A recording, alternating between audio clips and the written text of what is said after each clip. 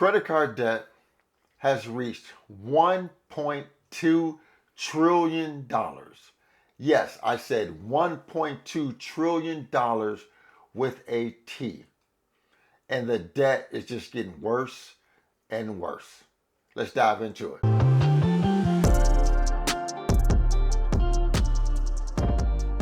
Hey guys, welcome to the channel. Frank Talks Money. Real quick guys, you know what it is. Remember to smash that like button. The more likes the video receives, the more the algorithm will show the video with more like-minded people like you and me. Now let's get right into the content. Guys, credit card debt has reached $1.2 trillion, guys.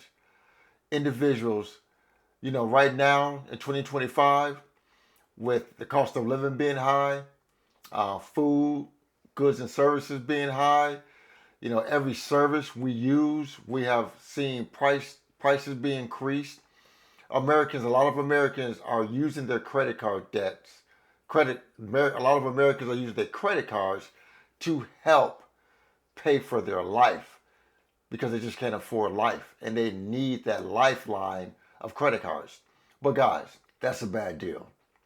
That's a bad deal because once you get into credit card debt, heavy credit card debt, guys, it's a mountain to climb to get out of it. It's almost next to impossible unless you just truly attack it and pay it off. Guys, credit card debt is one of the two top wealth killers. Credit card debt, car payments. And right now in 2025, most Americans are struggling to keep up with both. Delinquencies on car payments is rising. Delinquency on credit card payments are rising. Guys, these plastic snakes will take you down a dark hole and they will ruin your life. So guys, I want to show you guys 3 clips that I came across of individuals talking about their credit card debt, why they got in credit card debt, and what they're doing to get out of credit card debt. Let's get into it. I recently went viral for having $30,000 in credit card debt, and it even got picked up by Newsweek. There was an article featuring my credit card debt. And throughout the comments, a lot of people have been recommending different, financial gurus. And of course, people have been recommending Dave Ramsey. So here is why I do not subscribe to Dave Ramsey's snowball effect and his approach in general. So for starters, the entire premise of his plan hinges on having extra money to put towards. So you pay off everything. You pay your bills, you pay all your credit cards, you pay all your debts, and then any extra money you have, stop right there. Who the fuck has extra money? So then he's like, aha, yes, if you don't have extra money, get a second job, get a third job, eat rice and beans. That's actually something I joined a Dave Ramsey private Facebook group. People all the time reference rice and beans. Like, I'm sorry. I'm not willing to do anything to get out of debt. I'm not willing to eat rice and beans every day. I'm not willing to have 3 jobs and not spend time with my children. I'm not willing to forego my favorite salad on a Friday when I feel like getting one. My bills and my debt is so tremendous that $20 here, $100 there is not making an impact. The cost of living and low wages is to blame for the financial woes of most Americans. And being told that we can incrementally make these big differences if we just give up our quality of life for 5-10 years is absurd. I turned my $30,000 in credit card loans into a loan consolidation with an 8% interest rate. We're paying about $1,500 a month to pay that off. And it's painful because every month I'm like, wow, what could we have done with that $1,500? But I am not willing to eat rice and beans. I am not willing to have a night job. My mental health and my quality of life is more important to me than paying off that debt. And that doesn't make me a bad person. About a year ago, I was in 10 grand credit card debt. I had maybe a 570 credit score. I had collection agencies that were after me. I just wasn't in a good financial place, and I didn't want to accept responsibility that it was my fault that I was in this place. I lived under the belief that I would just someday marry a rich man and he would be good at finances, and then at that point I didn't have to worry about it anymore. It just would become his responsibility. Well, that didn't happen. What happened instead was I decided to start taking care of myself in every aspect of my life, but finances was a big one. And so now I'm in an abundance place where I have no credit card debt. I have like a 750 credit score, maybe. I haven't checked in a little bit. I have enough money saved up that I get to buy a house this year if I would like to. And what that's done for my confidence in my dating is literally wild. How I got myself $23,000 into credit card debt.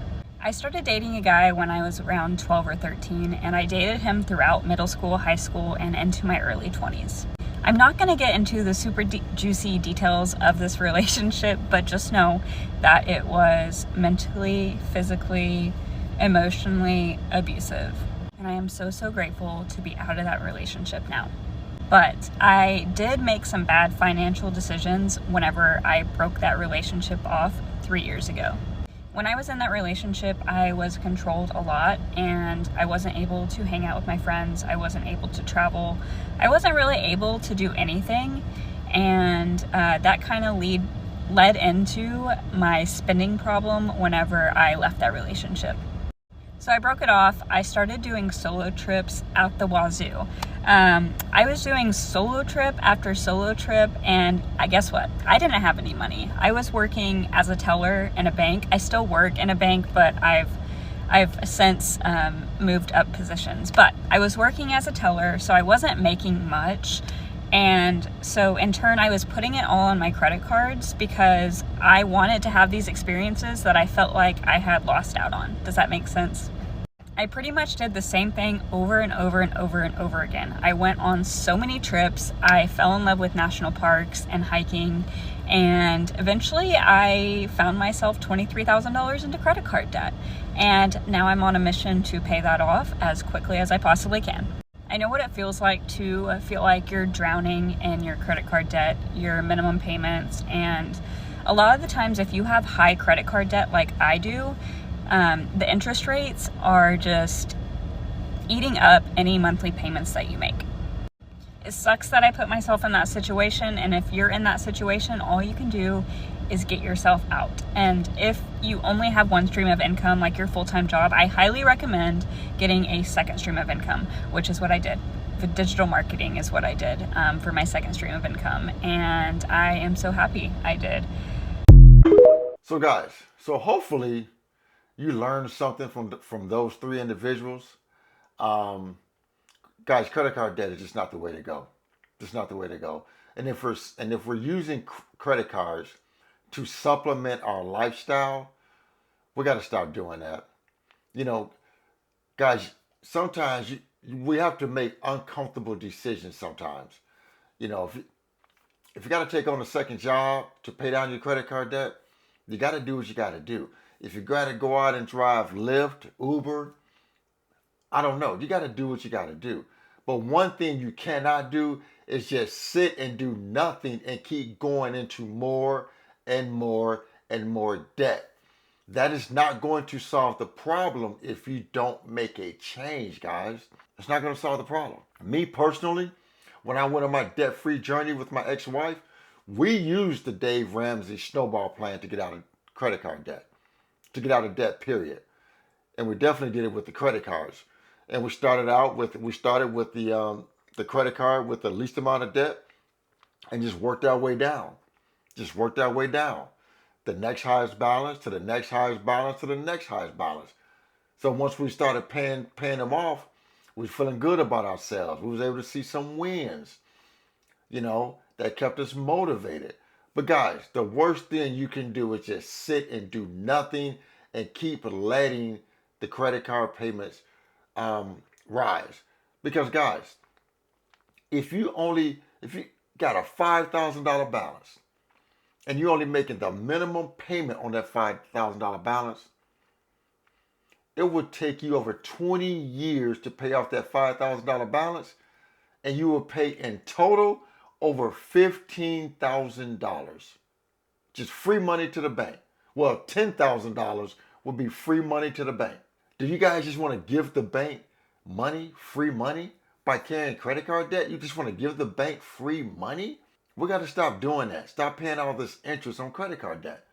A $5,000 balance will take you over 20 years to pay off, and it will cost you over $15,000 and $10,000 would be in interest alone that you just gave to the bank. So guys, we got to get smarter about our debts. Pay these debts down. Stay out of debt. Credit card debt, car payments, your two biggest wealth killers. And like I said earlier, these two debts right now, Americans are struggling to pay. So guys, that's my talk about credit card debt reaching $1.2 trillion.